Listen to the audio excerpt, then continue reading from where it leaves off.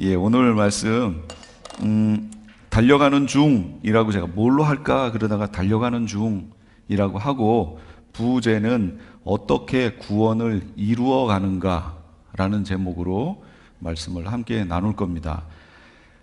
교회 생활을 20년, 30년 평생을 했어도 이 부분이 정립이 안 되면 구원하고 상관없습니다. 근데 그렇게 신앙생활을 하는 분들이 교회 안에 많고 또 한국 교회가 그렇게 돼 있습니다, 지금. 그래서 그게 안타깝다라는 거예요. 그러니까 오늘 이 구원론에 관련된 거니까 설교를 잘 들어보시고 구원이 성경에서 말하는 구원이 뭔지를 잘 정립을 하시기 바랍니다. 제가 여기서부터 들어갈게요. 성경을 보는 관점이라고 했습니다. 저기에 제가 검정색을 시작으로 빨주노초 파남보의 무지개 색깔로 글씨를 썼습니다. 어떤 게 제일 잘 보인가요? 잘 보이나요?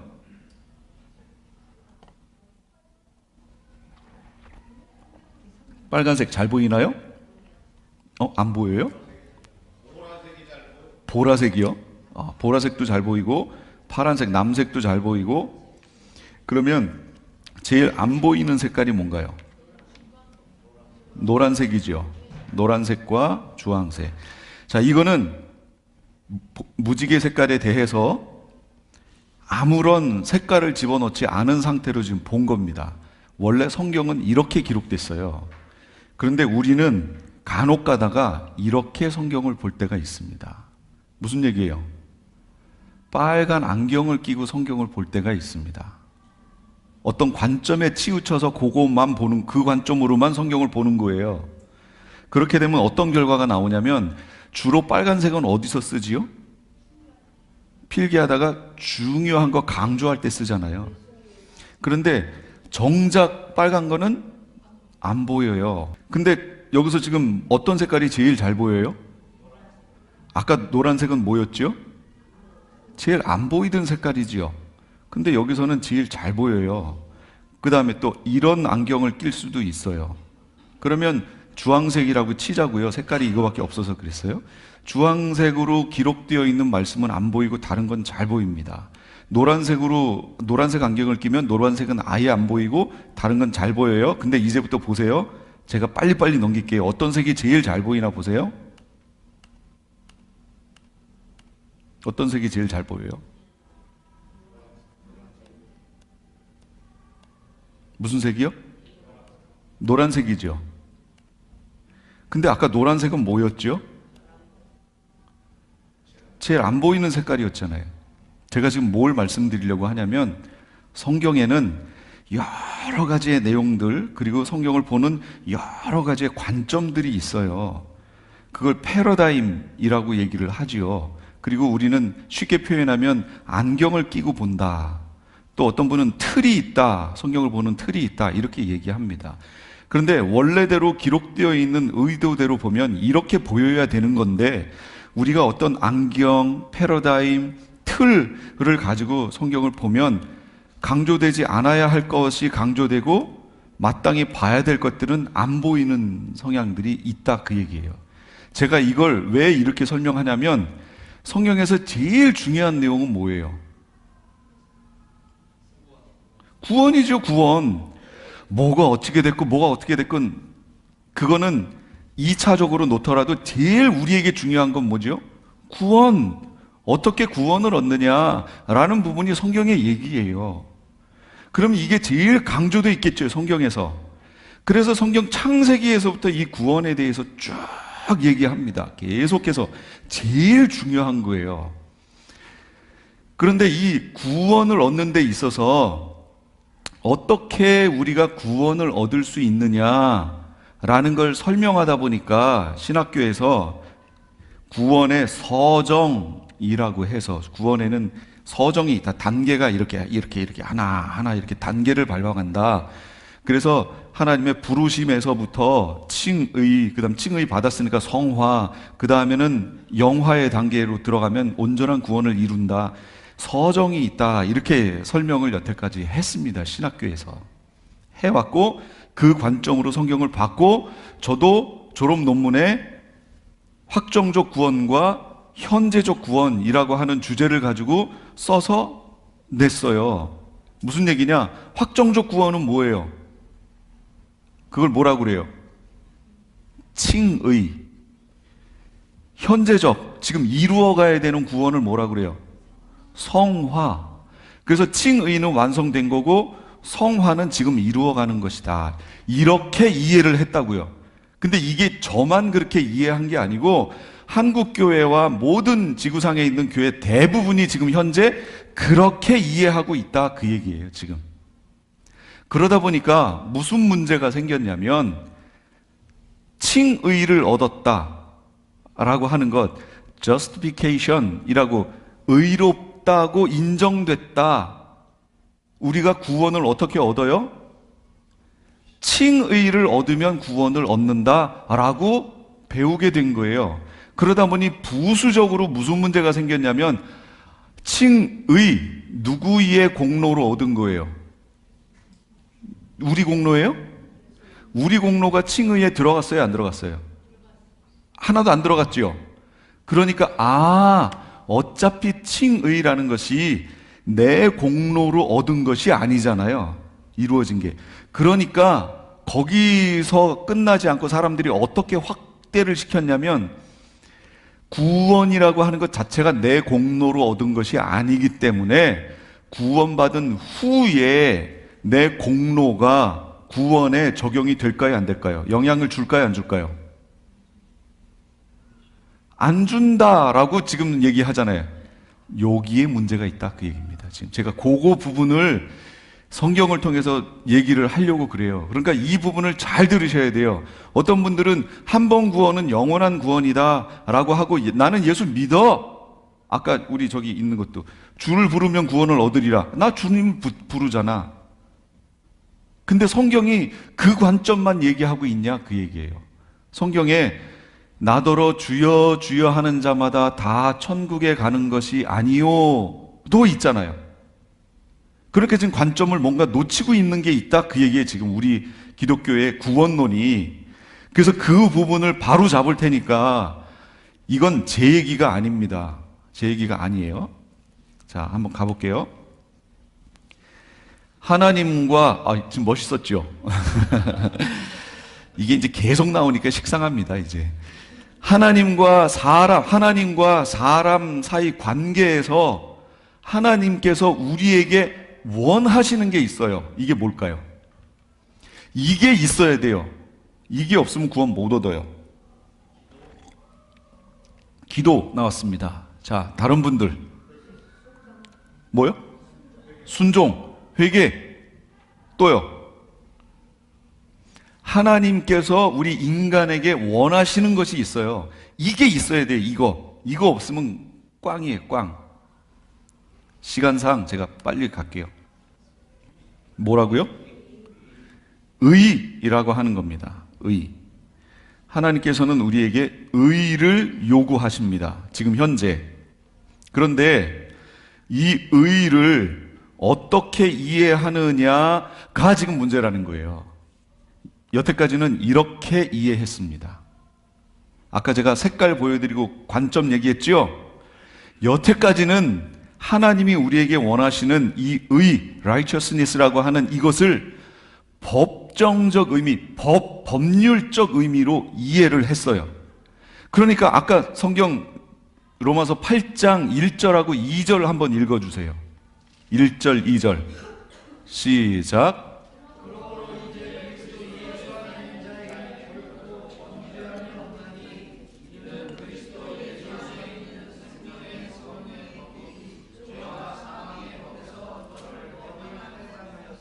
보세요. 거기도 뭐라고 그랬어요? 생명의 성령의 법이 죄와 사망의 법에서 너를 해방하였음이라. 법정적 의미로 설명하고 있잖아요. 그러니까 대부분의 신학자에서부터 교회가 법정적 의미로 이 의를 이해했던 거예요. 그럼 법적인 의미로 이 의를 이해하면 의를 어떻게 설명할 수 있을까요? 의는 뭐예요, 그러면? 의가 뭐예요? 어떻게 해야 의로운 거예요? 법적인 의미에서 어떻게 해야 의로워요? 그렇죠. 법을 준수하면 되죠. 그럼 의로운 거죠. 그게 의예요, 의. 근데 우리가 이거 의 지킬 수 있어요? 아니, 우리는 태어날 때부터 이미 결과가 끝나게 태어났다니까요. 누가 이걸 어겼죠? 아담. 이미 최초의 인간에서부터 이 의를 이루지 못하고 불의하게 돼서 우리가 태어나게 돼버렸어요. 이게 대표와 연합의 원리입니다. 이건 나중에, 이건 다 했던 거예요. 계시록 할 때 했던 거예요. 제가 여기 다시 말씀드리지만 오늘 설명되어지는 것은 계시록을 하신 분들은 이해가 쉬우실 거예요. 근데 계시록을 안 하신 분들은 이거 이해하시기가 조금 어려우실 겁니다. 그래서 제가 권합니다. 반드시 계시록을 하시라고 제가 권해드리고 싶어요. 자, 법정적 의미로 보면 첫째는 법을 준수하면 의로운 거예요. 두 번째는 죄를 용서받으면 의로운 거예요. 그렇죠? 아까 생명의 성령의 법이 죄와 사망의 법에서 너를 해방했다. 꽝꽝꽝 쳤다 그거 아니에요. 그러니까 의로운 거예요. 그렇죠? 여기까지 이해되셨죠? 그런데 최근에 와서, 최근은 아니에요. 그게 시작된 건 최근이 2차 대전 막 이렇게 넘어가는데 그 결과로 쭉쭉쭉쭉쭉쭉쭉쭉 나온 부산물이 있습니다. 2차 대전이 벌어졌는데 나치, 독일의 나치, 히틀러 같은 경우 두 가지 목표를 두고 있었어요. 그 첫 번째는 유대인들을 멸종시킨다. 이게 첫 번째예요. 그 다음 두 번째 뭘까요? 두 번째는 유대인들을 멸종시키고 나면 기독교인들을 멸종시킨다였어요. 유대인들을 멸종시키기 위해서 누구를 사용해요? 히틀러가 기독교를 사용합니다. 그래서 유대교를 탄압하고 완전히 멸종시킵니다. 그래서 유대인들이 기독교인들을 그렇게 싫어하는 거예요. 지금 죽이는 거예요. 근데 유대인들을 600만이나 죽였는데 문제가 뭐가 됐어요? 기독교인들을 건드리지 못하고 그가 그냥 끝나버린 거예요. 그러는 바람에 지금 여기 계신 거예요. 지금. 근데 그때 독일에서 무슨 일이 벌어졌냐면 본회퍼 뭐 이런 신학자들이 있습니다. 이런 신학자들이 교회를 보니까 교회가 이 세상 히틀러와 이런 거에 시녀 역할을 하고 있는 거예요. 그들이 옳다고 자꾸 일해주고 있는 거예요. 기독교가 복음과 다른 행동을 지금 하고 있는 거 아니에요. 그러니까 본회퍼가 그것을 보고 지금 교회가 갖고 있는 받은 은혜는 cheap grace, 값싼 은혜다. 지금 하나님이 주신 은혜에는 그거에 대한 대가를 지불해야 되는데 우리의 삶으로, 행위로, 삶으로 드려야 되는데 그런 건 전혀 없고 하나님의 은혜로 구원 얻었다. 그 다음에 삶이 없는 거예요. 독일 교회가 오히려 세상에 대해서 막 옳다고 얘기하고 있는 걸 보고 보네퍼 같은 그런 사람들이 일어나서 이건 기독교의 복음이 아니다. 기독교의 구원이 아니다. 잘못됐다. 이런 지적이 일어납니다. 그러더니 시간이 좀 지나더니 이 미국에서 또 그런 운동이 벌어지기 시작해요. 미국에 있는 교인들이 은혜로 구원 얻었다. 난 지금 죽어도 난 천국 간다. 근데 삶을 보니까 삶이 없는 거예요. 엉망인 거예요. 그러던 중에 미국 듀크 대학의 샌더스라고 하는 그 신학자가 논문을 하나 발표합니다. 1979년에. 이 논문이 뭐냐면 예수님이 오셨을 당시 예수님 200년 전, 예수님 오시고 200년 후, 그래서 총 400년이지요. 400년의 기간을 그 유대인들의 서적과 성경과 제자들의 얘기와 이런 것들을 종합해서 연구를 다 합니다. 예수님 오시기 200년 전이면 어디로 넘어가는 거냐면 여러분 다니엘서 배우셨죠? 헬라 시대로 넘어가는 거예요. 헬라. 안티오쿠스 에피파네스가 여기 이제 그래서 계시록을 들으셔야 된다는 거예요. 안티오쿠스 에피파네스가 작은 뿔이 되어 공격했던 그 시점 있죠? 그게 171년이에요. 그러니까 거기까지 넘어가는 거예요. 그 기간에 유대 문헌을 다 조사를 해봤더니 샌더스가 결론을 내립니다. 여러분, 유대교는 어떤 종교인가요? 여러분이 아시는 이미지의 유대교는 어떤 교회예요? 뭘 강조하는 교회예요? 율법. 그러면 이 율법이 지금 기독교인들에게서 율법에 갖고 있는 이미지가 어떤가요? 이미지. 긍정적인가요? 부정적인가요? 부정적이지요. 그걸 왜 부정적으로 지금 받아들인 거예요? 뭐 때문에? 누가 얘기했어요? 바울이 얘기했잖아요. 바울이 어떻게 얘기했어요? 율법은 행위, 우리의 구원은 행위가 아니고 믿음, 오직 은혜. 근데 이것이, 이 율법이 자꾸 이걸 공격하잖아요. 그러니까 우리는 율법으로, 행위로 구원 얻는 게 아니고 믿음으로 오직 은혜로 구원 얻는다 라고 지금 계속 강조한 거 아니에요. 이거를 로마서하고 갈라디아서하고 빌립보서 3장에서 강조했어요. 그 세 군데밖에 없어요. 나머지 서신에는 그 내용이 없어요. 이게 바로 노란색이에요. 아까 제가 보여드렸던 노란색 아시죠? 노란색이면 강조했다는 거예요? 안 했다는 거예요? 안 한 거예요. 다른 거에 비해서. 근데 우리는 왜 그게 강조가 됐죠? 지금 기독교 안에? 안경을 꼈어요. 색깔 안경을 끼고 지금 보고 있는 거예요. 그러니까 바울이 얘기했던 그 부분이 확 부각이 돼 버렸어요. 그리고 그 이미지로 유대교를 보는 거예요. 근데 샌더스가 조사를 해봤더니 유대교는 그런 종교가 아니다라고 결론을 내렸습니다.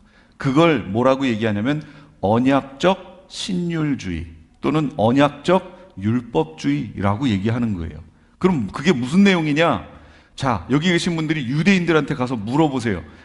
당신이 하나님 백성 된 것은 어떻게 해서 하나님 백성이 됐습니까? 라고 물어보세요. 그럼 유대인들이 뭐라고 할 것 같아요? 나는 율법을 열심히 지켜서 내가 하나님 백성의 지위를 얻었습니다. 이렇게 얘기하는 유대인이 있을까요? 없을까요?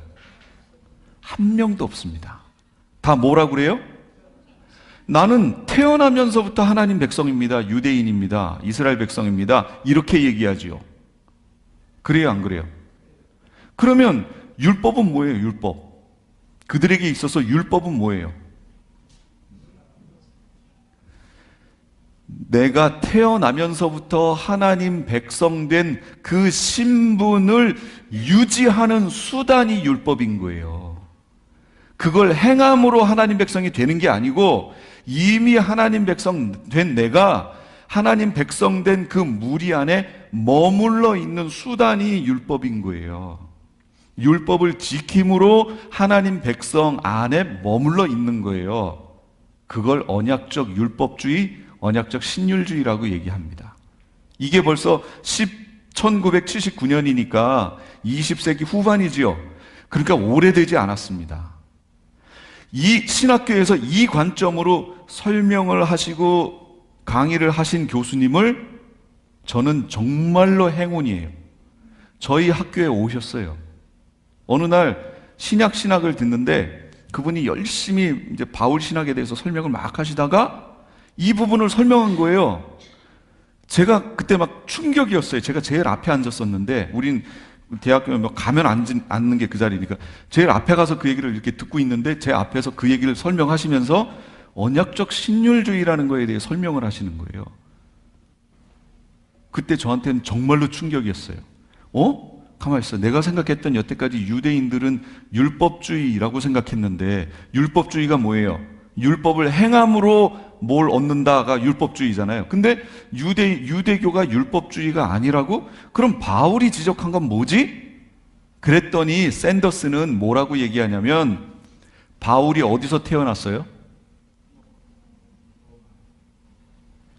아닙니다. 길리기아 다소입니다. 다소 사람입니다. 그럼 다소가 어디냐? 여기가 지중해예요.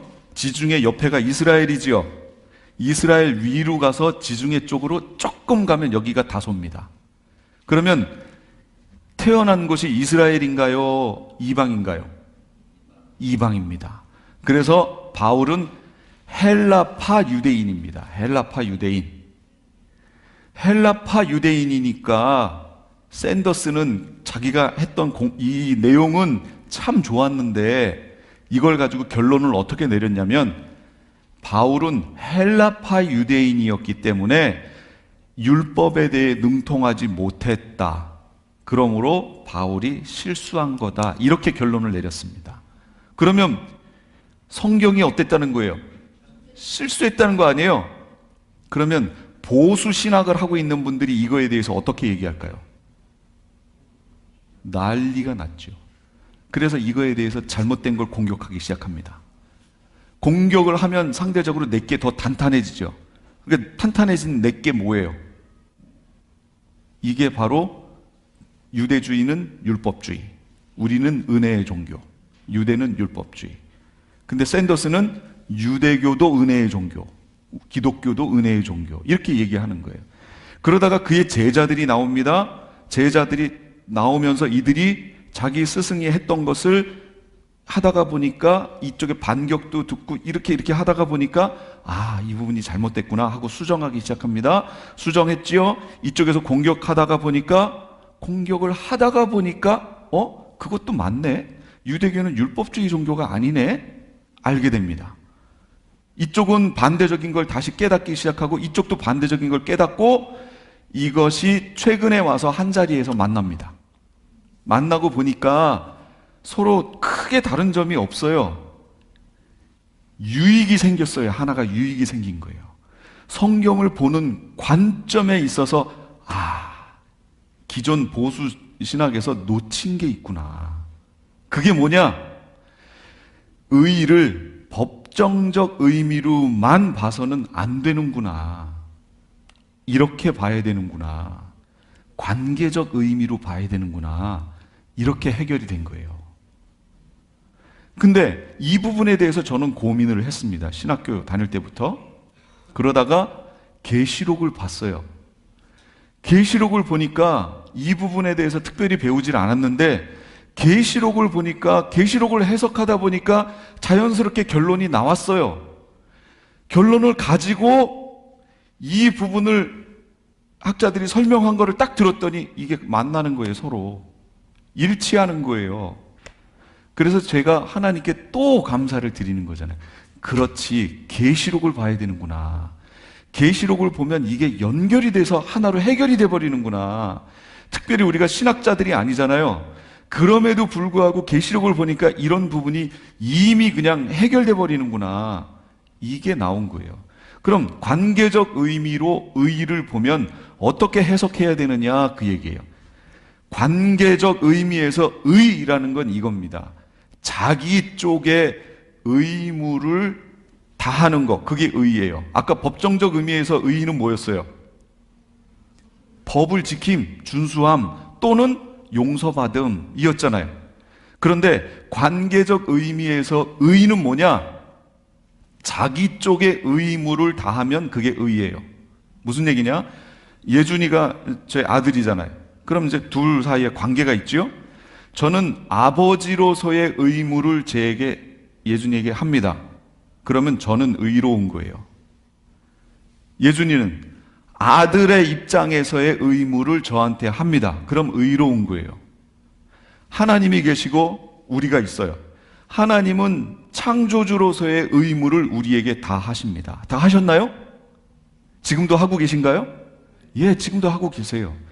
그럼 피조물인 우리의 입장에서 하나님께 의무를 다하고 있나요? 아니잖아요. 우리를 만드신 이유가 뭐예요? 이 백성은 내가 나를 위하여 지었나니 나의 찬송을 부르게 하려 함이라. 그런데 지금 피조물들이 뭐 하고 있지요?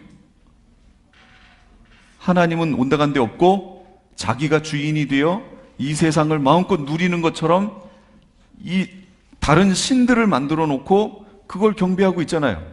그러니까 피조물로서의 의무를 하나님께 다 안 하고 있는 거예요. 그러니까 뭐라고 해요? 그런 거를 불의하다, 불의하다라고 얘기하는 겁니다. 그러면 여기서 하나님께서 우리에게 원하시는 요걸 다른 말로 뭐라고 얘기할까요? 이게 어디 나와 있나요? 육신을 따르지 않고 그 영을 따라 행하는 우리에게 율법의 요구가 이루어지게 하려 함이라. 여기서 말하는 요구라고 하는 이것이 디카이오마라고 하는 헬라어인데, 이게 뭐냐면 요구사항 또는 옳은 행실 또는 의, 이걸로 번역되는 말입니다. 그래서 이걸 다른 말로 표현하면 율법의 의라고 하는 겁니다. 율법이, 여태까지 우리는 안경을 끼고 율법을 봤기 때문에 율법은 나쁜 거, 율법은 지키면 안 되는 거, 부정적 의미로서의 율법을 많이 봤지요. 그러나 실상 율법에는 뭐가 나타났다고요? 하나님의 의가 율법 안에 들어가 있는 거예요. 그래서 하나님이 우리에게 요구하시는 게 뭐냐? 율법의 의였다라는 거예요. 율법의 의를 하나님이 우리에게 원하셨다라는 거예요. 그런데 우리가 율법의 의를 이룰 수 있나요? 없습니다. 왜 없을까요? 율법이 육신으로 말미암아 연약하여 할 수 없는 그것을 하나님은 하시나니, 이거예요. 율법의 의를 우리에게 이루고 싶은데 뭐 때문에 안 돼요? 육신의 연약함 때문에 안 돼요. 여러분, 율법 법률을 하나하나 지켜서 의롭게 될 수 있어요? 아까 법정적 의미로서의 그 의를 이루어내실 수 있어요? 없어요. 우리는 그럴 수 없어요. 여기 그것이라고 나온 저게 뭘까요? 그것. 율법이 육신으로 말미암아 연약하여 할 수 없는 그것이 뭐예요? 그 다음 절에 있잖아요. 아까 읽었던 거. 율법의 요구. 율법의 요구가 뭐였어요? 율법의 의. 그러니까 율법은 하나님과 우리 사이에서 율법의 의를 이루기 위해서 주신 거라는 얘기죠. 율법이 결코 나쁜 게 아니에요. 이룰 수 있어요, 근데? 없어요. 우리는 절대로 없어요. 그래서 우리가 이룰 수 없으니까 하나님께서 어떻게 하셨어요? 이루어 주셨어요. 우리는 여전히 불의한데, 우리 의무를 다 하나님께 하고 있지 않은데 하나님 편에서 그거를 이루어 주신 거예요. 어떻게 해요? 곧 죄로 말미암아 자기 아들을 죄 있는 육신의 모양으로 보내서 육신의 죄를 정하사, 죄를 정했단 말이 뭐예요? 정죄했다. 유죄 선고 내렸다, 그 얘기예요. 원래 저거 때문에 죽어야 될 사람이 누구예요? 우리잖아요, 나. 그 불의함 때문에 죽어야 되는 건 난데, 하나님께서 아들을 인카네이션 시켜서 성육신으로 이 땅에 보내셔서 그 아들의 육신에다가 어떻게 했다고요? 죄를 정해서 우리의 모든 죄를 거기다가 씌워서 그 아들을 대신 죽였다, 그 얘기예요. 그래서 그걸 대속이라고 얘기하는 겁니다. 대신 갚아버렸다, 그 얘기예요.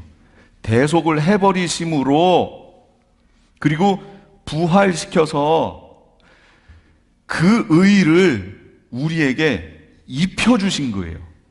이해가 되셨죠? 이건 다 아는 내용이에요. 여태까지 교회에서 얘기하는 내용들이니까. 그래서 그걸 칭의라고 얘기합니다.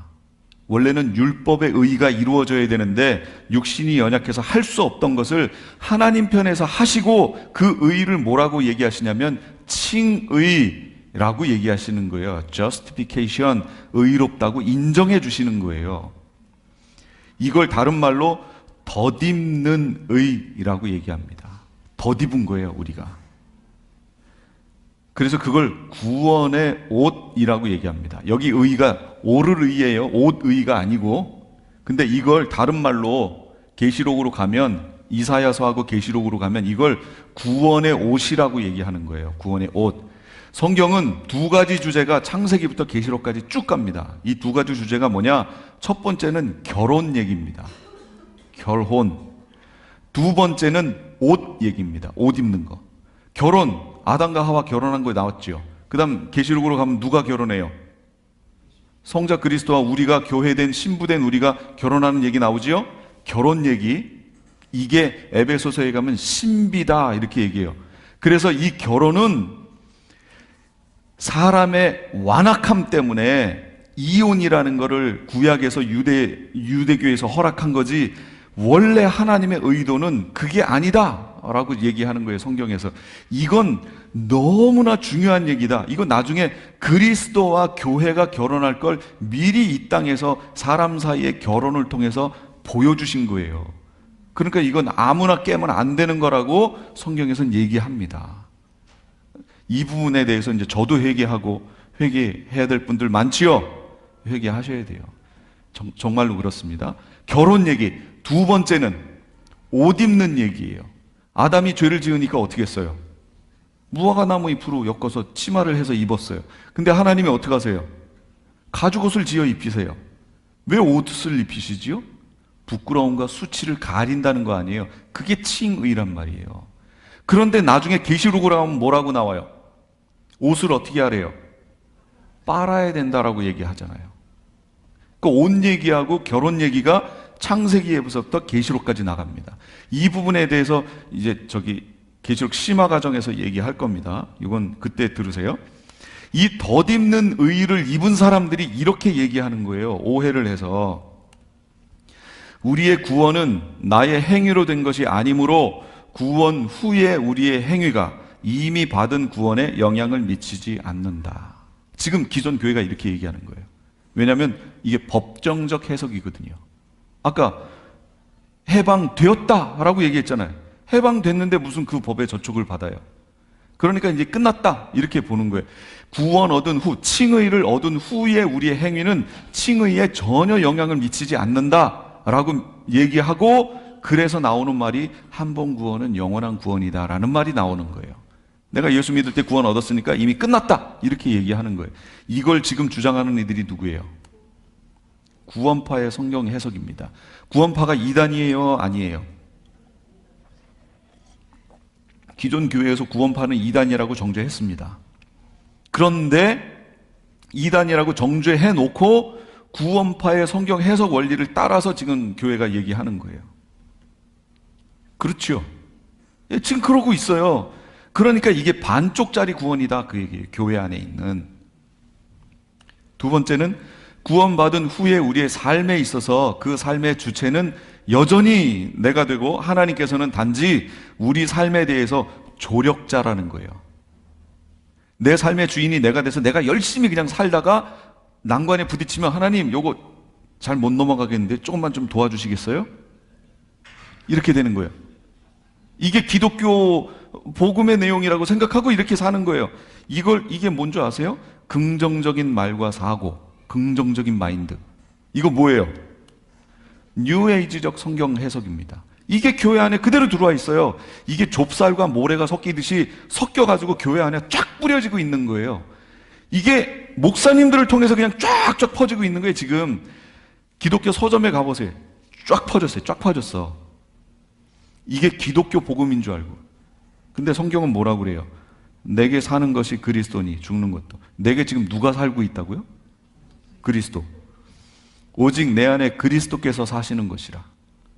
그리스도께서 주인이 되어 나를 인도하여 살아가는 것, 지금 이게 기독교인들의 현재의 삶이어야 되는데 지금은 어떻게 돼 있냐면 내가 주인이 되어 살다가 어려움이 부딪히니까 요거 좀 도와주세요. 이렇게 된 거예요. 지금 요게 기독교 신앙이 아니다 그 얘기예요. 근데 요게 왜곡돼 가지고 관점이 잘못되니까 보이지 아니해야 될 게 보이는 거예요. 지금 노란색으로 툭 튀어나와서 교회 안에서 그게 보이는 거예요. 이런 것들이 다 죽어 들어가야 되는데, 관계적 의미의 관점에서의 칭의를 정의를 해볼게요. 이런 거예요. 우리는 하나님께 의무를 다하지 못했어요. 그렇지요? 이거 불의한 거예요. 이게 불의예요. 근데 하나님께서는 여전히 우리에게 그럼에도 불구하고 하나님의 의무를 다하세요. 그래서 하나님은 의로우시다라고 얘기하는 겁니다. 이게 하나님의 의예요. 우리는 불의한데 하나님께서는 하나님의 의로 우리를 덮어버리셨어요. 그래서 이걸 칭의라고 얘기하는 겁니다. 덮어버린 의의 영향을 받았어요. 그러면 이 칭의를 다시 이제 정리하면 이거예요. 칭의란 예수 그리스도를 통해 사탄의 나라에서 하나님의 나라로 옮겨지는 것을 얘기해요. 다른 말로 사탄의 통치에서 하나님의 통치를 받는 삶으로 바뀌는 것을 칭의라고 얘기합니다. 그럼 칭의의 현재적 단계는 뭐냐? 현재 칭의를 뭐라고 얘기할 수 있느냐? 하나님의 나라에서 하나님의 통치를 받으며 사는 삶, 이게 칭의예요. 옛날 법정적 의미에서의 칭의는 어떻게 됐어요? 완료됐고 이제 끝났고, 지금은 성화. 이게 끝나고 예수님 오시면 이제 영화로 들어간다고 얘기했죠. 그래서 완료, 현재 진행, 미래형 이렇게 설명했잖아요. 이렇게 보는 관점에 지금 문제가 있다는 거예요. 성경을 그 관점에서 보면 안 된다 그 얘기예요. 이제부터는 어떻게 보라고요? 관계적 의미에서 칭의는 시작과 함께 지금 현재 진행 중이다. 그리고 그럼 옛날에는 그걸 성화라고 했는데요. 맞아요. 칭의와 성화는 그래서 떼지는 게 아니에요. 제가 그래서 계시록 할 때 이게 같이 간다고 제가 했잖아요. 오늘 칭의가 확인되지 않으면 성화도 가짜라고 얘기했잖아요. 그거 똑같은 얘기예요. 칭의는 지금 진행되고 있는 거예요. 어떻게 해요? 하나님의 통치를 받으며 사는 삶이 칭의인 거예요. 그러면 여기서 우리가 질문을 해봐야죠. 무슨 질문이요? 하나님 나라에 들어왔음에도 여전히 우리가 의를 이루지 못하는 삶을 살면 그러면 어떻게 되냐 그 얘기예요.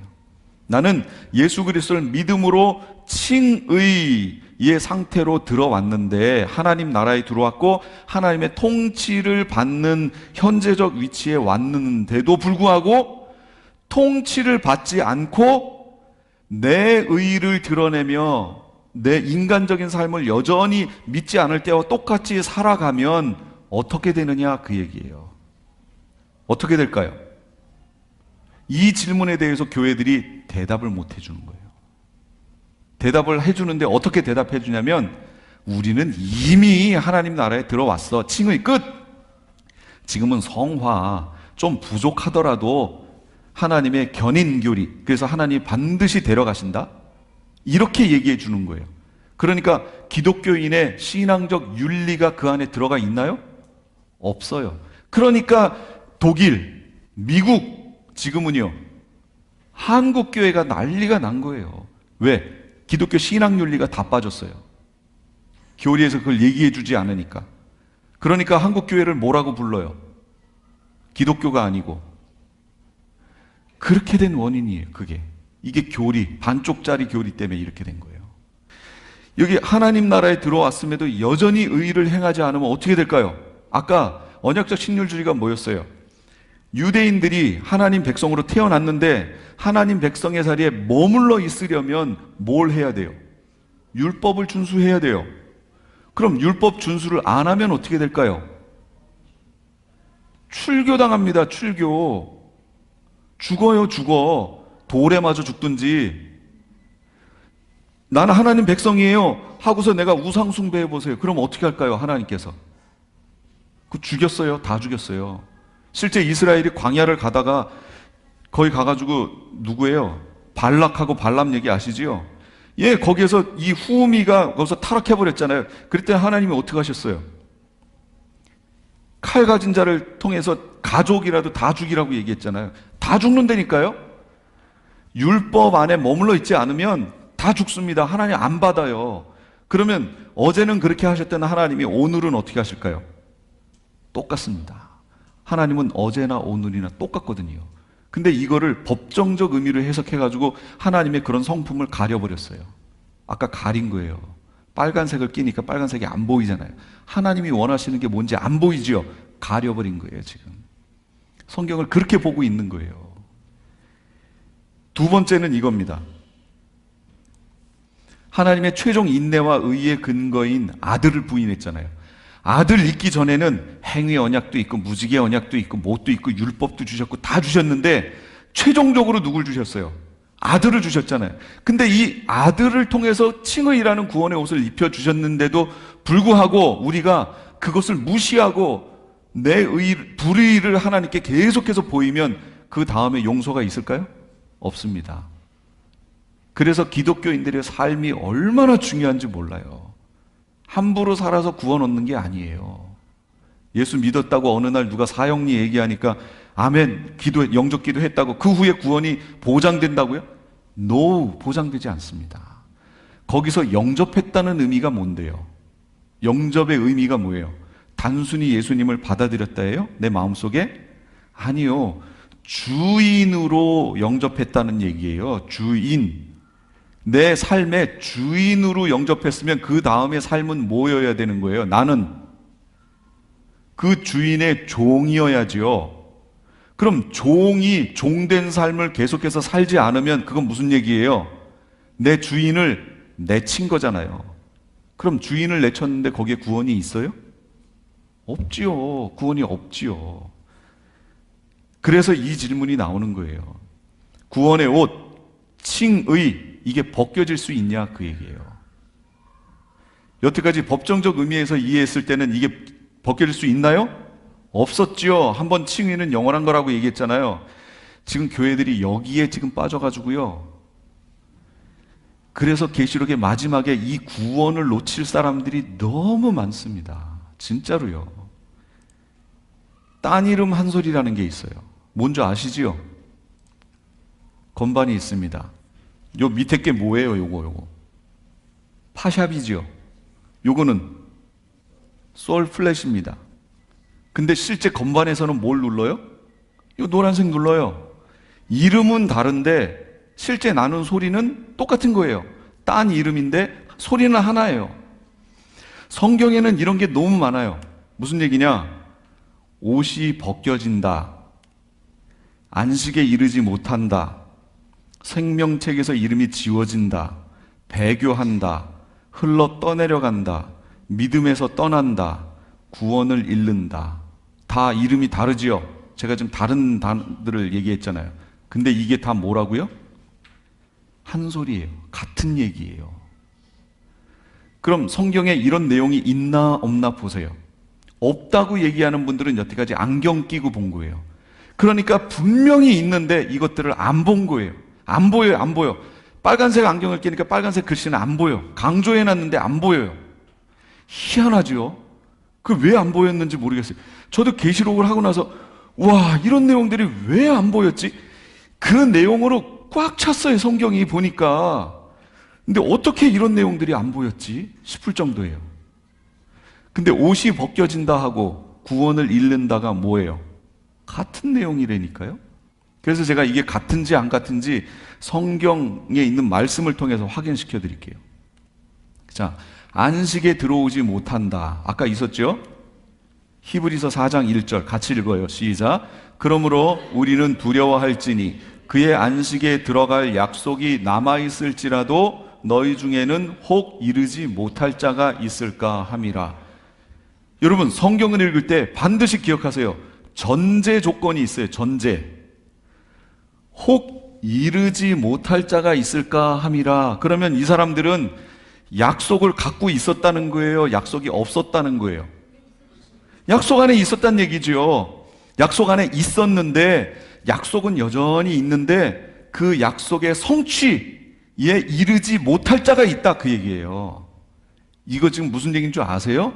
히브리서 우리 박 목사님 그 큐티 할 때 자료 보내주는 거 다 보셨어요? 히브리서에 나왔잖아요. 유대인들 광야로 출애굽해서 광야로 갔던 유대인들 얘기예요.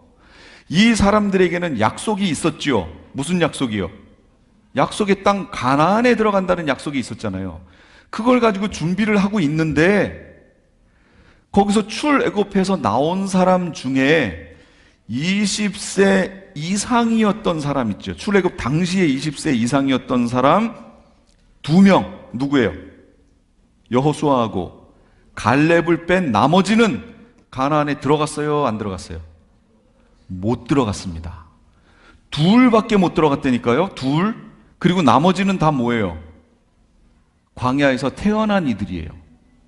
그들이 또는 20세 미만이었던 애들이고 이들만이 약속의 땅 가나안에 들어가고요.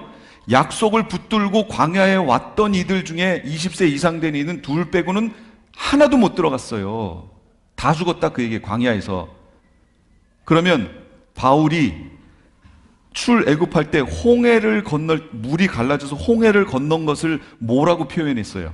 그걸 지금 우리의 신앙에 적용할 때 그걸 세례라고 표현했습니다. 침례, 세례.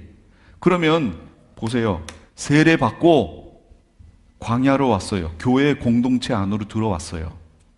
그럼 교회 공동체 안에 들어오니까 모든 이들이 약속의 땅 가나안 천년왕국으로 다 들어가나요?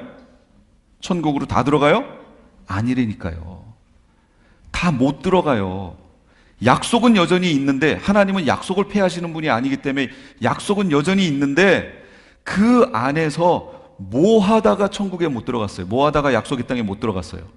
광야에서 죽은 이들. 원망하다가. 우리 애굽에 그대로 뒀으면 고기 먹었을 텐데 여기는 고기도 없고, 하나님이 그 요구에 대해서 다 들어주십니다. 메추라기도 주시지요, 만나도 주시지요, 물 없다고 그러니까 물도 터뜨려서 주시죠. 그들의 불평에 대해서 답은 다 주시지만 그들이 결과적으로 약속의 땅에 못 들어갑니다. 여러분, 지금 교회 안에 포함되어 있는 모든 이들이 다 천국에 갈까요? 아닙니다. 명심하세요. 그러므로 우리가 신앙생활을 어떻게 해야 되는 줄 아시겠지요? 그냥 나는 하나님 백성 하고 그냥 이런 게 없다, 그 얘기예요. 성경에는 그렇게 안 나왔어요. 우리 신앙생활을 어떻게, 이제 앞으로 계속 나올 겁니다. 명심해 보세요. 지금 우리는 천국에 들어갈 약속을 다 갖고 있어요. 칭의 안에 들어왔고, 그러나 칭의에 합당한 삶을 살지 못하면 역시 이스라엘 광야에서 죽은 이들처럼 약속에 이르지 못하고 죽습니다. 그거 지금 얘기해 놓은 거예요. 성경에 이런 게 있는데, 이게 지금 이스라엘 사람들 얘기한 건가요?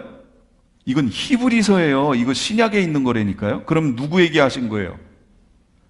신약 성도들에게 하신 얘기잖아요, 이 얘기가. 만약에 이렇게 되는 경우가 없다면 이거 쓸 필요 없죠.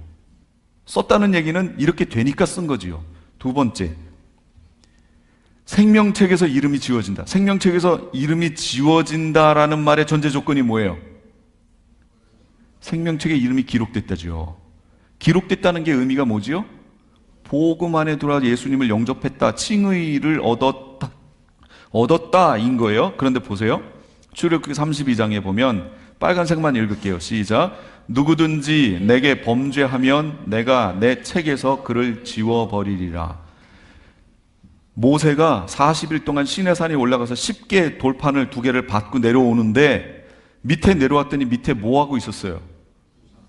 우상, 금으로 송아지 만들어 놓고, 이것도 핑계를 대는데 아론이 뭐라고 핑계 대냐면 이거를 불에다 넣었더니 우상이 평 하고 나왔대요. 아, 참나.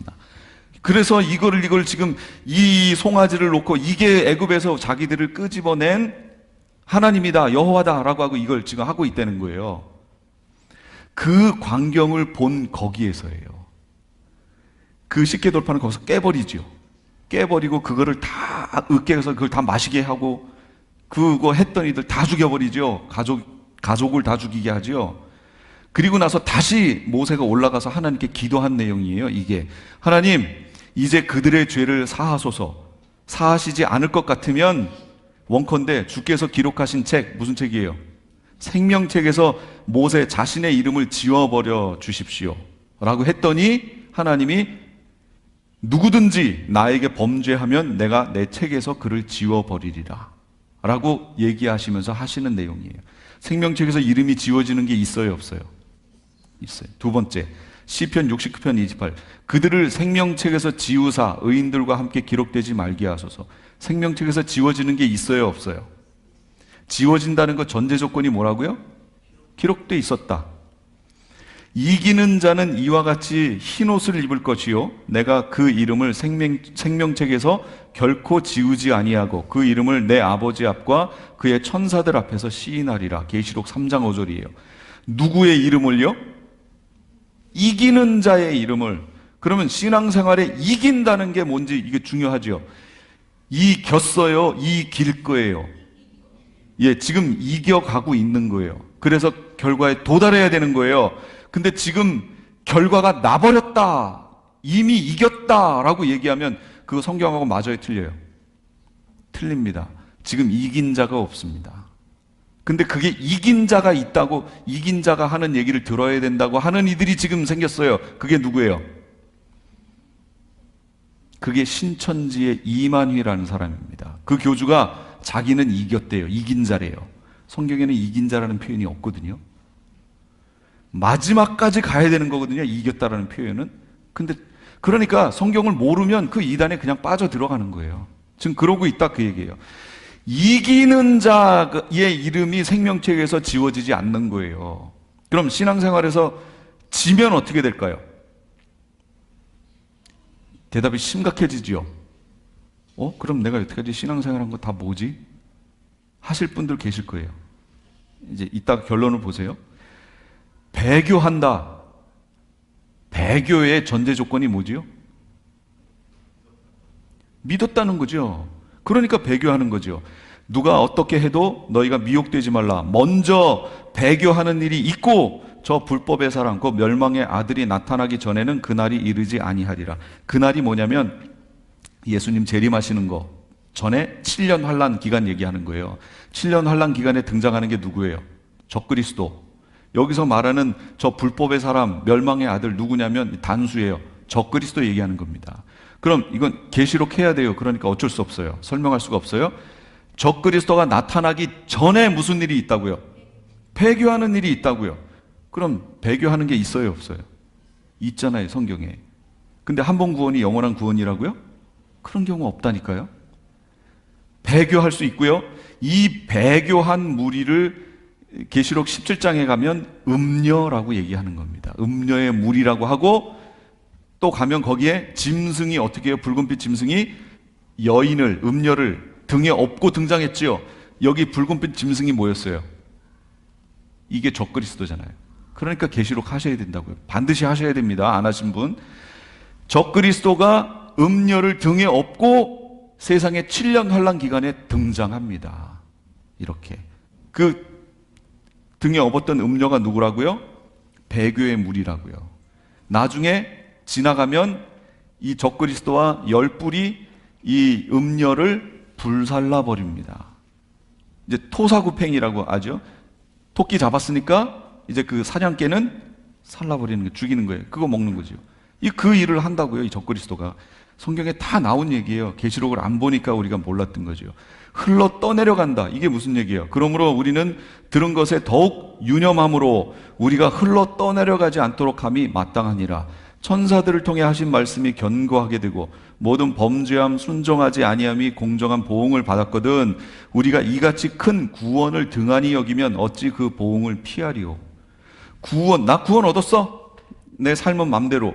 이게 구원을 등한히 여기는 거거든요. 소홀히 여기는 거. 이렇게 되면 그 보응을 받는다는 거예요. 그 보응이 뭐예요? 흘러 떠내려가는 거예요. 흘러 떠내려간다는 얘기가 뭘까요? 구원을 잃는다 그 얘기입니다.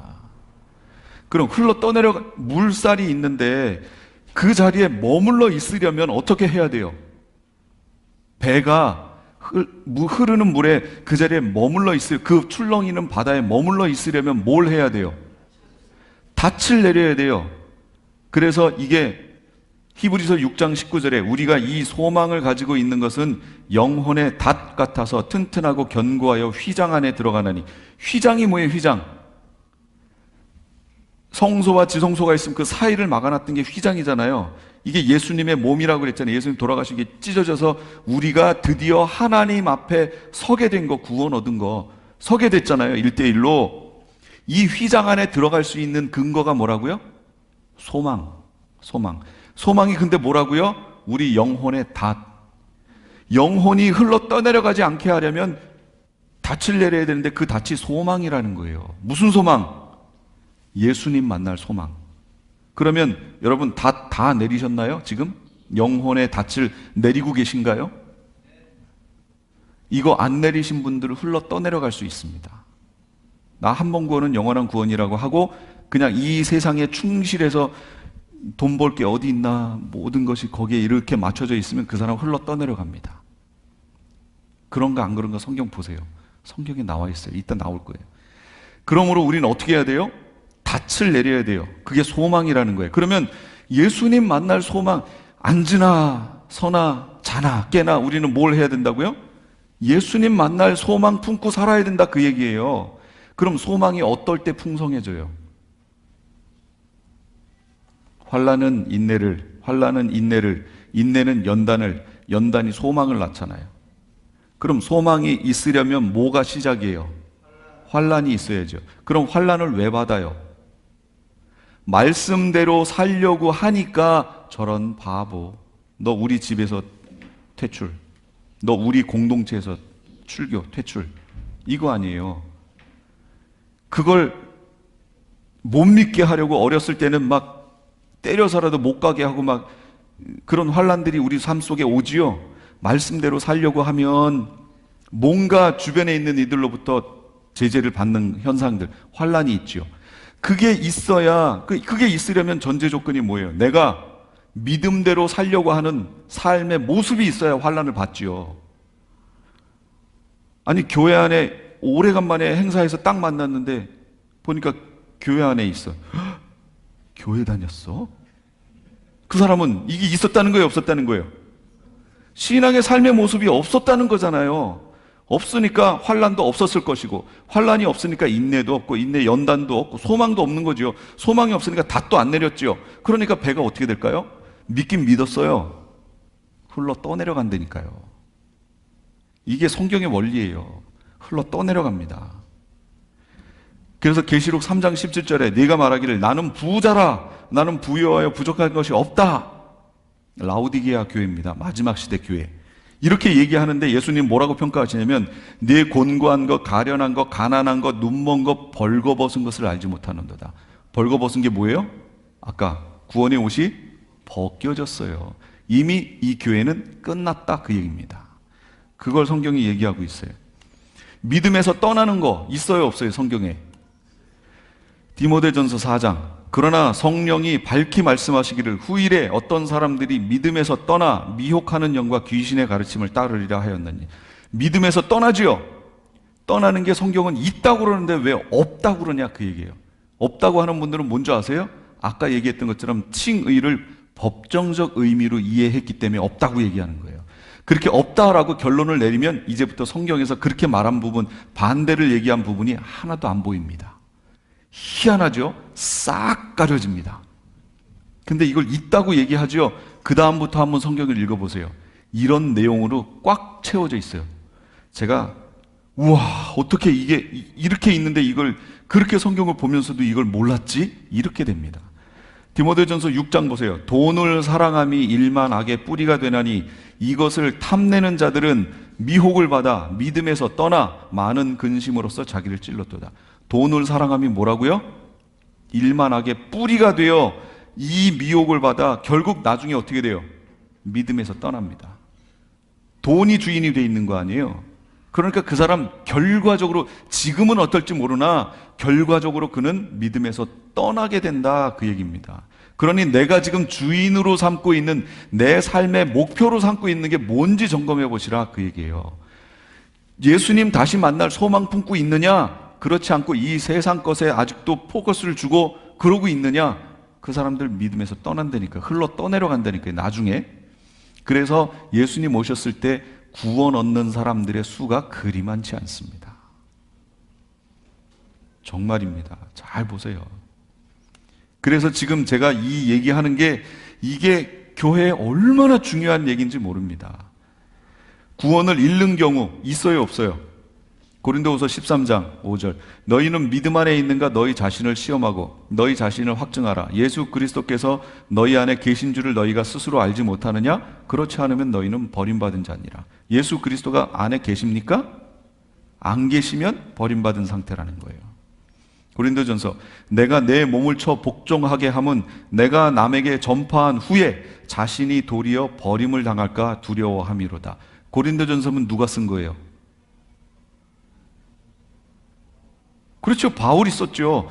바울이 지금 얘기하는 거예요. 내가 내 몸을 쳐서 복종시키는 이유는 내가 남에게 전파한 후에 바울 자신이 도리어 버림을 당할까 두려워함이로다. 그러면 바울은 지금 모든 것을 다 이루고 완료됐다고 얘기하는 건가요? 아직도 가고 있다고 얘기하는 건가요?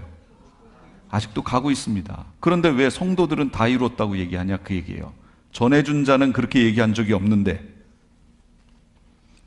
요한복음 15장 2절. 무릇 내게 붙어있어 열매를 맺지 아니하는 가지는 아버지께서 그것을 제거해 버리시고, 제거해 버리신다는 것의 전제 조건은 뭐예요? 붙어 있었다지요.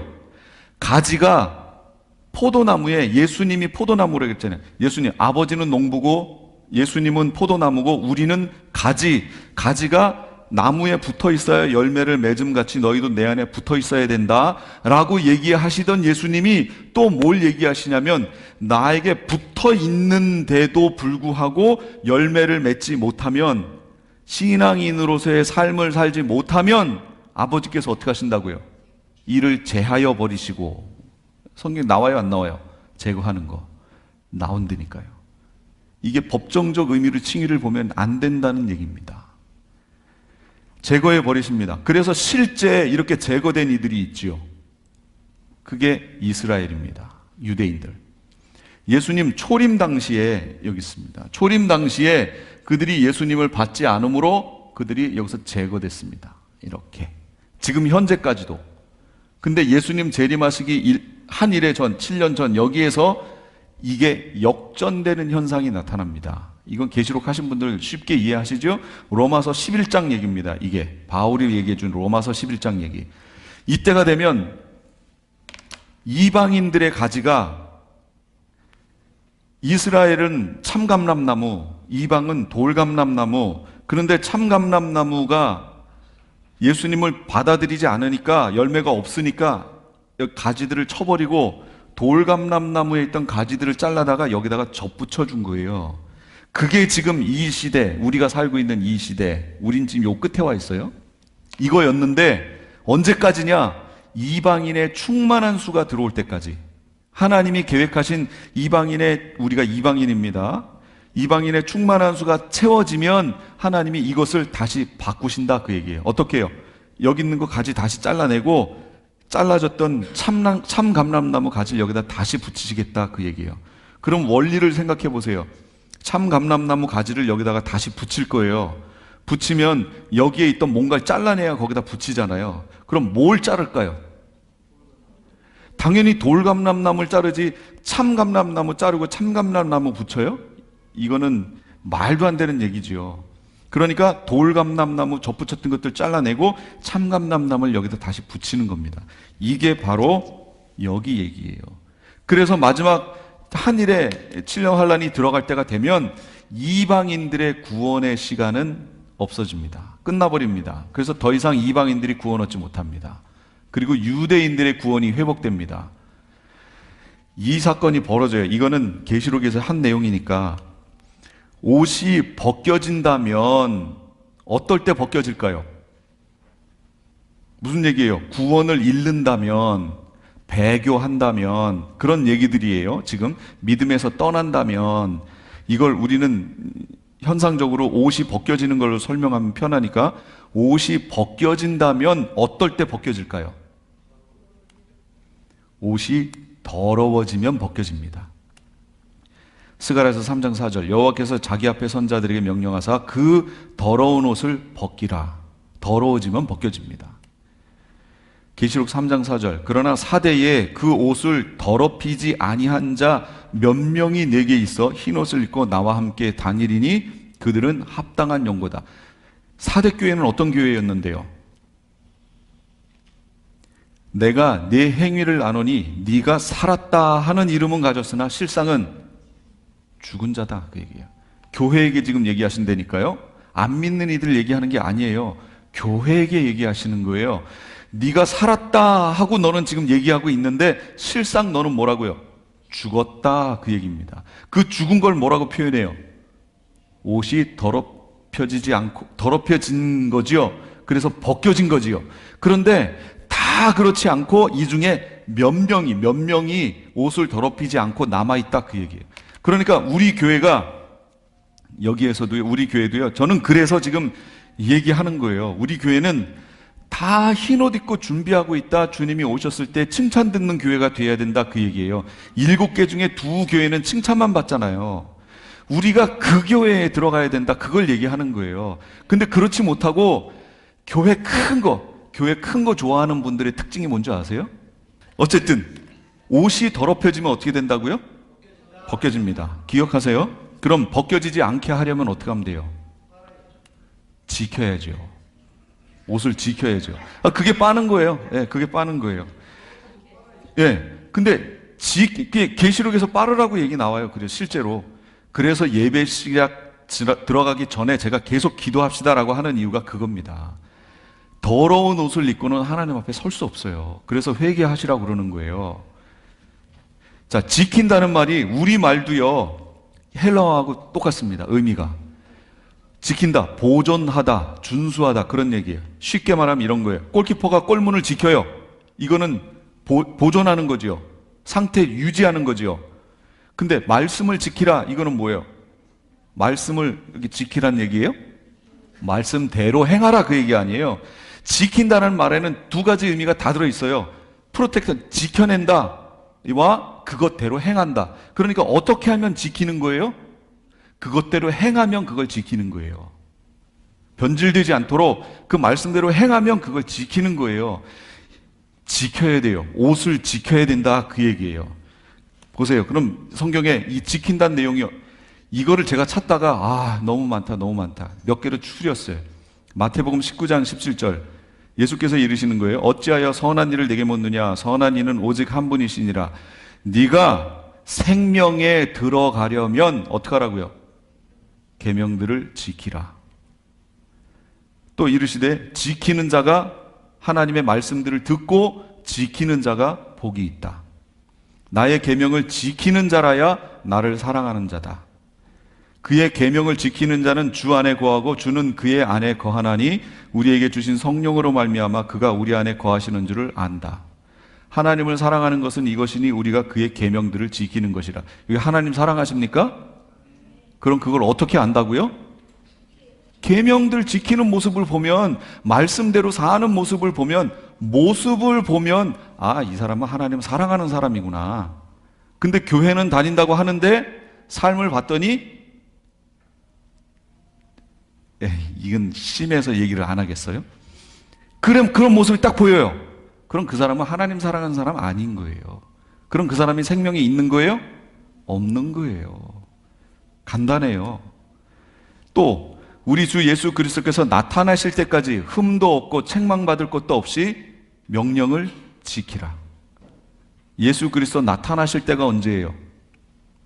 예수님 재림하실 때까지. 그때까지 흠도 없고 책망받을 것도 없어야 된다, 그 얘기예요. 근데 한번 예수 믿고 그 다음에 삶은 전혀 상관없다고요? 구원과? 그런 얘기가 성경에 어디 있어요? 성경 찾아보세요. 없어요.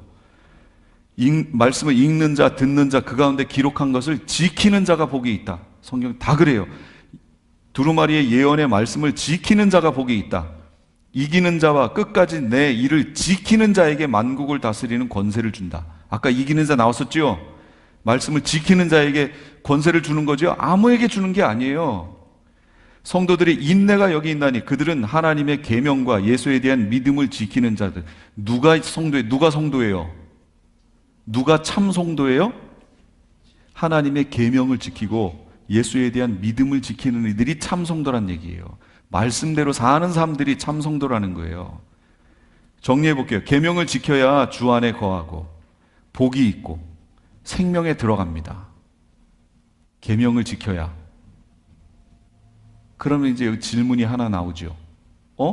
그러면 다시 율법의 행위로 돌아가라는 얘기인가? 하고 질문이 나와야죠. 질문이 나왔어요? 이거 들으시면서 좀 전에 여기까지 하면서 그 질문이 나오셨나요? 그 질문이 나왔어야 돼요. 다시 율법의 내용을 그대로 하라는 얘기인가 그러면? 하고 질문이 나왔어야 돼요. 그게 아니고요. 이게 이제 어떻게 해결되나 보세요. 요한복음 16장. 그러나 진리의 성령이 오시면 그가 너희를 모든 진리 가운데로 인도하시리니. 우리를 진리 가운데로, 율법의 의 가운데로 인도하는 분이 누구라고요? 성령 하나님이 우리를 그 가운데로 인도한다고요. 만일 너희가 성령의 인도하시는 바가 되면 율법 아래 있지 아니하리라. 율법 아래 있다는 얘기는 뭐예요? 내가 율법 계명을 지켜 행하는 거, 그거대로 계명대로 사는 거. 그거 아까 무슨 관점이었어요? 법정적 관점에서 법을 준수하는 거였잖아요. 그걸로 안 된다니까요. 그게 아니고 성령이 인도하는 바가 되면 율법 그 아래 있는 게 아니에요. 다른 말로 육신을 따르지 않고 영을 따라, 성령을 따라 행하는 우리에게 율법의 요구. 아까 뭐였어요? 율법의 요구가 율법의 의였잖아요. 아하, 이제는 율법의 의를 이루는데 내가 하는 게 아니고, 그래서 주체가 바뀌었다고 그랬죠? 내가 하는 게 아니고 성령을 따라 행하면 율법의 의가 이루어져 버리는구나 를 지금 성경이 얘기하는 거예요. 이게 지금 무슨 얘기하는지 하나도 모르시겠죠, 여기가. 이제 요거 설명할게요. 무릇 하나님의 영으로 인도함을 받는 사람이 곧 하나님의 아들인 거예요. 그러니까 내가 예수 믿습니다 하고 들어와서 성령의 인도를 안 받고 살고 있으면, 내가 무엇인가를 하려고 하고 내가 이러고 있으면 그 사람 하나님 백성 아니라는 거예요. 하나님 아들. 누가 하나님 아들이에요? 성령이 인도하는 대로 따라가는 이가 하나님 아들인 거예요. 그러니 잘 생각해 보세요. 교회 안에 하나님 아들이 많아요, 적어요? 모릅니다. 제가 참 아주 말도 안 되는 질문을 좀 했어요. 본인들에게 질문을 해보세요. 나는 지금 성령의 인도를 따라가며 살고 있느냐? 아니면 성령이나 예수님이나 교회나 재림이나 이런 건 나랑 전혀 상관없고 나는 그냥 종교 생활하냐? 주일만 되면 그냥 나는 처치 멤버니까 교회 와서 한번 예배드리고 같이 교제 나누고 그리고 가고, 일주일의 삶은 전혀 성령하고 상관없고 말씀과 상관없고 예수님과 상관없고 소망도 없고 그렇게 살다가 주일만 되면 여기 왔다가 가고 왔다가 가고 이러고 있느냐, 그 얘기예요. 실제로 그러고 계시면 구원을 받았는지 점검해 보셔야 돼요. 내 안에 예수 그리스도가 계신지, 내가 구원받은 사람인지 자신을 점검해 봐야 된다, 그 얘기입니다. 성령이 우리를 진리 가운데로 인도하면 필연적으로 나타나는 현상이 있습니다. 그건 이겁니다. 믿음의 선한 싸움을 싸우라. 영생을 취하라. 쟁취하라, 그 얘기예요. 영생을. 아니, 영생은 옛날에 예수 믿을 때 다 얻은 거 아니에요? 근데 성경 그렇게 얘기 안 한다니까요. 영생을 취하라. 이를 위해 네가 부르심을 받았고 많은 증인 앞에서 선한 증. 여러분, 우리가 부름받은 이유가 뭐라고요? 영생, 구원 때문에 부름받았다고요. 지금 그것 때문에. 그걸 하려면 어떻게 해야 돼요? 선한 싸움을 싸우래요. 선한 싸움이 반드시 나타나게 돼 있어요. 나는 선한 싸움을 싸우고 나의 달려갈 길을 마치고 믿음을 지켰으니 이제후로는 나를 위하여 의의 면류관이 예비되었으므로 주 곧 의로우신 재판장이 그날에 내게 주실 것이며 내게만 아니라 주의 나타나심을 사모하는 모든 자에게 주겠다. 이거 누구 고백인 줄 아세요? 바울의 고백이에요. 바울이 자기의 영적인 아들 디모데에게 얘기하는 거예요. 이제 자기는 모든 그게 거의 끝났어요. 사역이 끝나고 이제 갈 것만 남아있는 상황에서 자기 믿음의 아들에게 당부하는 거예요. 나는 선한 싸움을 싸우고 나의 달려갈 길을 마치고 믿음을 지켰다, 이렇게 얘기하는 거예요.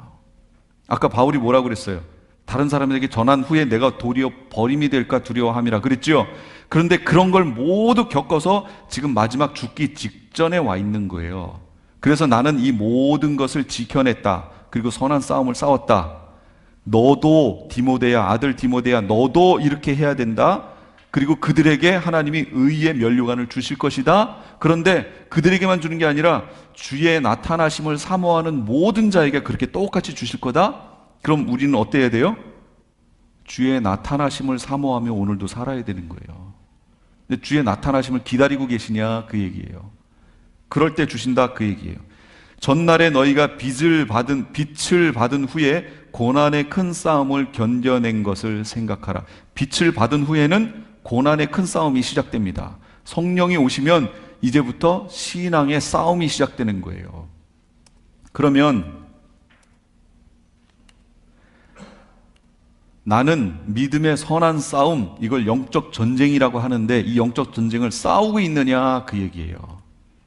우리의 싸움은, 우리의 씨름은 혈과 육에 대한 게 아니에요. 혈과 육하고 싸우는 걸 얘기하는 게 아니에요. 지금 통치자들, 권세들, 이 어두움의 세상 주관자들, 하늘에 있는 악의 영들을 대함이라.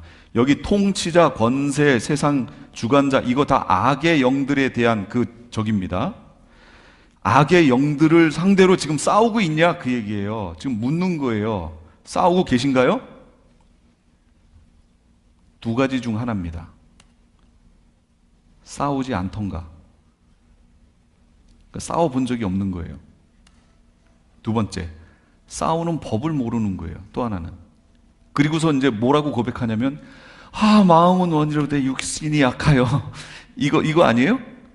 정말로 나는 신앙생활 이렇게 하고 싶은데 결과적으로 보면 매일 패배하고 있는 내 모습을 보면서 나는 왜 이러지? 이거 아니에요. 지금 다 그러고 있잖아요. 왜 이렇게 안 될까? 왜 그런 줄 아세요? 첫째는 안 싸웠든지 싸울 생각을 안 했던지, 둘째는 싸우는 법을 몰라서 그런 거예요. 그럼 영적 전쟁을 하는 법이 뭐예요?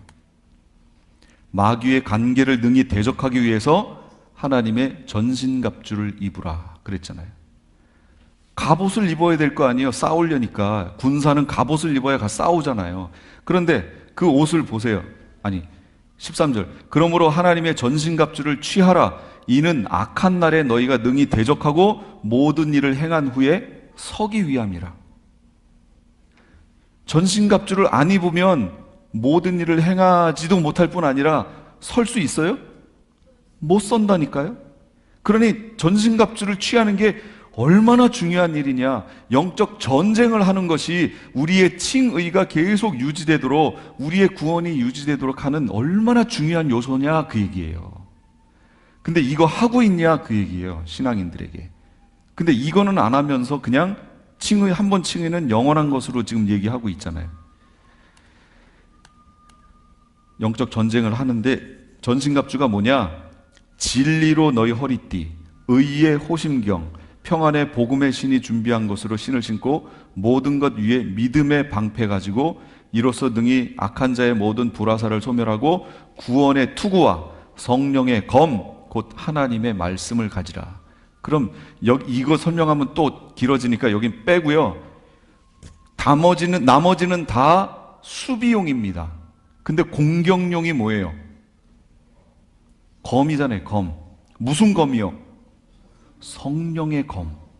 그래서 성령이 우리를 인도한다고 얘기했죠. 성령의 검을 가지고 여러분 가셔야 승리할 수 있어요. 그게 인도함을 받는 거예요. 그럼 성령의 검이 뭐라고 여기 설명했어요? 하나님의 말씀을 가지라 그랬잖아요. 말씀. 그래서 말씀이 얼마나 중요한지 모릅니다. 여러분, 돈과 관련된 돈 버는 법, 출세하는 법, 이 책 막 읽어보세요. 그럼 내 마인드가 어떻게 바뀌어요? 그걸로 바뀌어요, 그냥. 왜냐하면 그 책을 쓴 사람이 그 영에 잡혀서 쓴 내용이거든요. 그러니까 여러분 그거 읽으면 여러분이 그 영에 그대로 잡혀 들어갑니다. 그 영으로 충만해지는 거예요. 생각이 온통 그 생각이에요. 그 다음에 긍정적인 마인드, 이 책을 읽죠. 그러면 그 책을 쓴 사람이 그 영에 사로잡혀 쓴 거예요. 그럼 그 책을 읽으면 내가 그거에 잡혀버립니다. 그러니까 온통 긍정적인 마인드. 지금 상황이 안 되고 있는데도 잘 될 거라고 긍정적인 마인드 이렇게 돼요. 근데 긍정이 나쁜 건 아닌데 성경에 보면 긍정만 있어요? 하나님이 뭐라고 말씀하셨는지 봐야죠. 긍정이 아니고 하나님이 뭐라고 말씀하셨는지 봐야죠. 그래서 영적 전쟁하는 법을 지금 이제 설명을 드릴게요. 예수님이 어떻게 하셨나 보세요. 첫째, 40일 동안 금식하시고 줄이신지라 마귀가 와서 뭐라고 그래요? 이 돌들을 떡덩이가 되게 해라. 딱 얘기하니까 예수님 대답이 뭐예요? 예수께서 이르시되 기록되었으되 사람이 떡으로만 사는 게 아니요 하나님의 입으로 나오는 모든 말씀으로 살 것이니라 하였느니라. 기록되었으되가 뭐예요? 예수님 오셨을 당시에 기록되었으되면 그 기록은 뭐예요? 구약성경. 구약성경에 기록되기를 사람이 떡으로만 사는 게 아니라 떡 지금 만들려고 그러니까 예수님이 떡으로만 사는 게 아니라 하나님의 입에서 나오는 말씀으로 살아야 된다 라고 마귀를 대적하셨어요. 그러니까 그 다음에 마귀가 뭐라고 하냐면 성전 꼭대기 11층 높이입니다. 꼭대기에 가서 밑에를 보여주고 뛰어내려라. 네가 아까 기록되었으되 하고 말씀 가지고 공격했지, 날 방어했지, 내가 이제 말씀 가지고 공격할 테니까 너 한번 내 칼을 한번 받아봐라. 그리고 마귀가 뭐라고 하냐면 기록되었으되 네가 여기서 뛰어내리면 저분께서, 하나님께서 천사들을 보내서 너의 발이 돌에 부딪히지 않게 하시리로다 라고 시편에 기록되어 있다 라고 공격한 거예요. 성경 말씀 가지고 공격했어요. 그러면 내가 거기에 대한 대꾸할 대답이 없으면 난 어떻게 해야 돼요? 뛰어야죠. 말씀이 기록됐다는데 말씀대로 해야죠. 근데 예수님 뭐라고 하세요? 또 기록되었으되 주 너의 하나님을 시험치 말라 하였느니라 대답하신 거예요. 칼로 치니까 예수님이 칼을 다시 땅 방어하신 거예요. 그렇게 기록됐다고? 맞아. 그런데 그렇게 기록됐음에도 불구하고 하나님이 뭐라고 하셨냐면 주 너의 하나님을 시험하지 말라고 기록되어 있다 라고 방어하셨어요.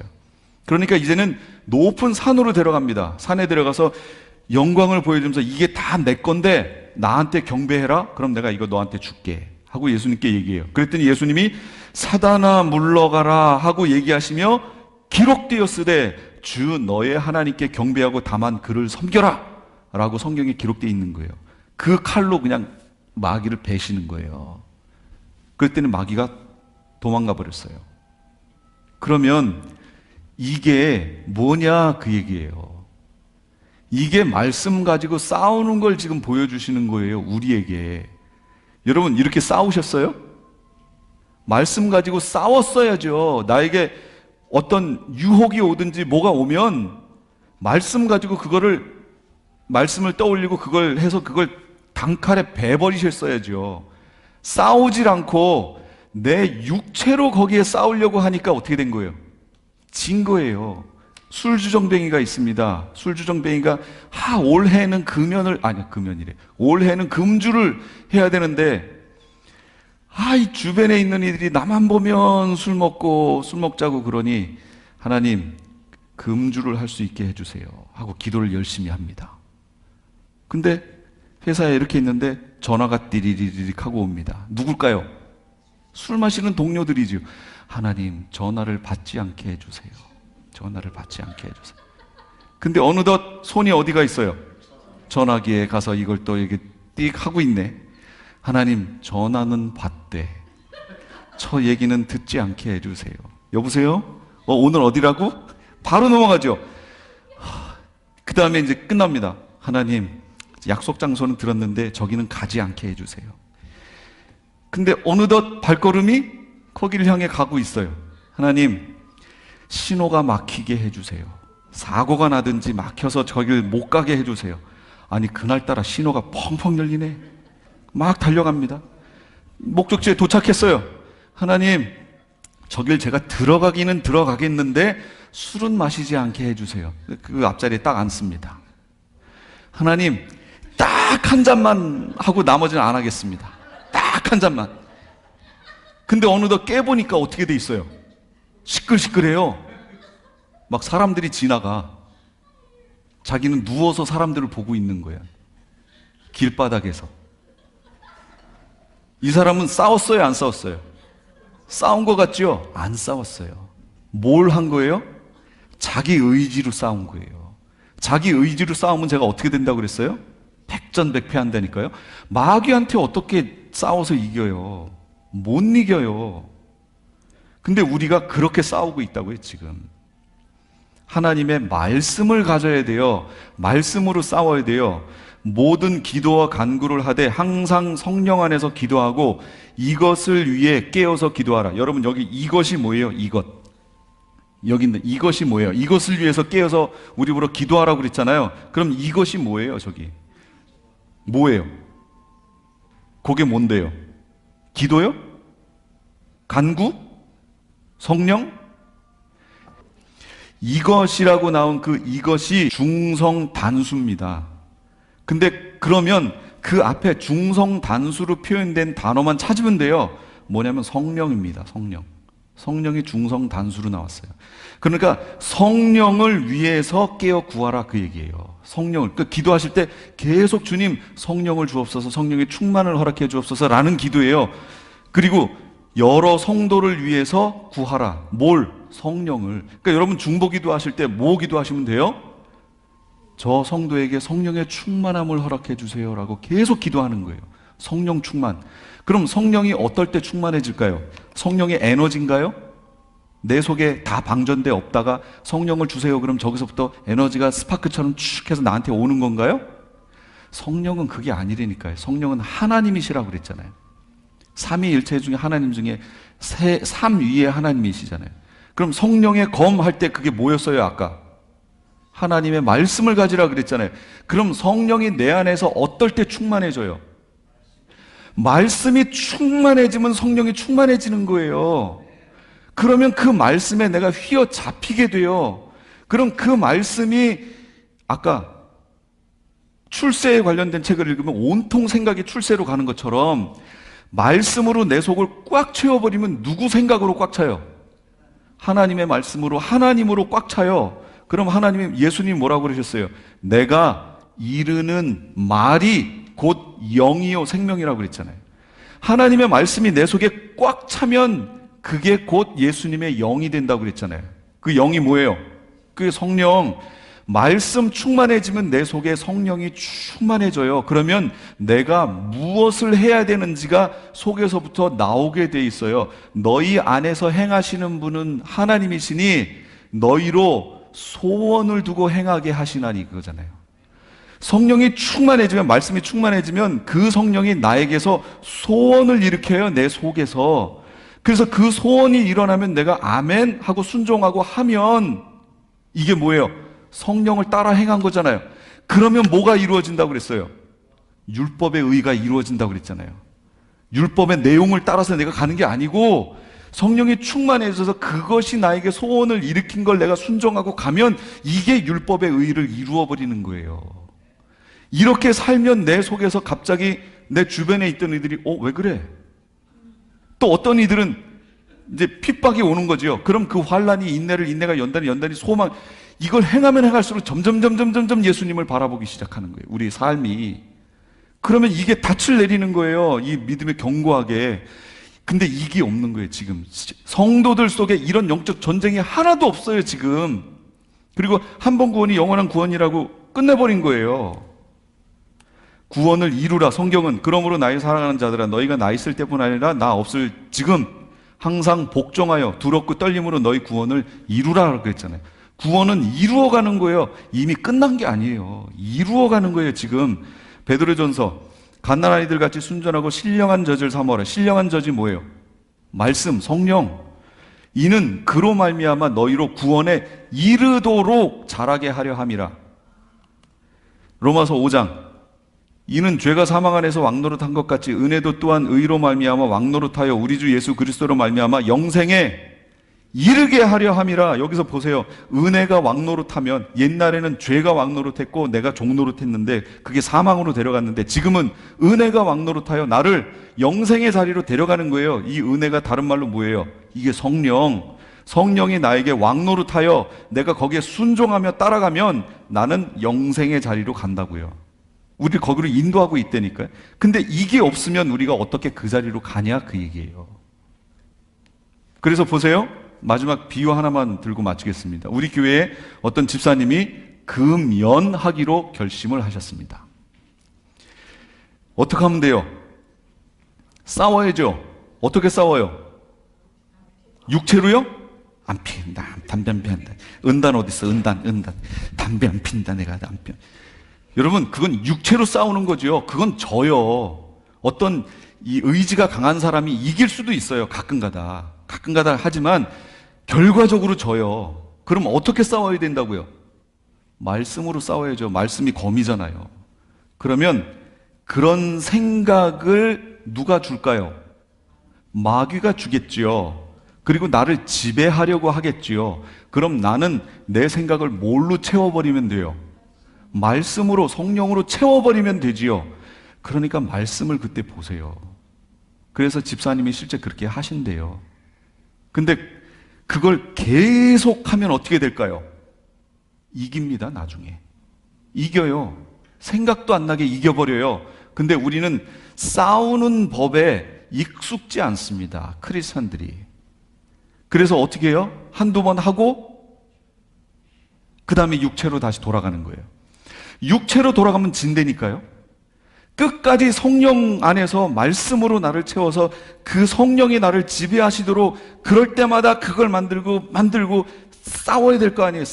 싸우라고 지금 우리 불러주셨잖아요. 계속해서 싸워야죠. 그래야 이겨나가는데 우리는 그 싸움을 못 싸워요. 지금 안 싸우고 있는 거예요. 그러니까 맨날 실패한 자신의 모습만 보고 있는 거예요. 그리고 그걸 마귀는 그걸 가지고 정죄하는 거예요. 너 그렇지, 넌 수준이 그거밖에 안 돼. 그러니까 더 이상 다른 거 할 생각을 하지 말어. 이게 마귀가 주는 거예요. 속지 마세요. 우리를 그 싸움에서 이기게 하려고 우리를 부르신 거예요. 그리고 우리가 성령을 따라 행하면 100% 이기게 성경이 돼 있어요. 그래서 우리가 이긴 싸움을 하고 있다니까요, 지금. 근데 그 이긴 싸움을 안 싸우고 있으니까 지고 있는 거예요, 지금. 이긴 싸움 하고 있으니까 걱정하지 마시고 계속 싸우세요.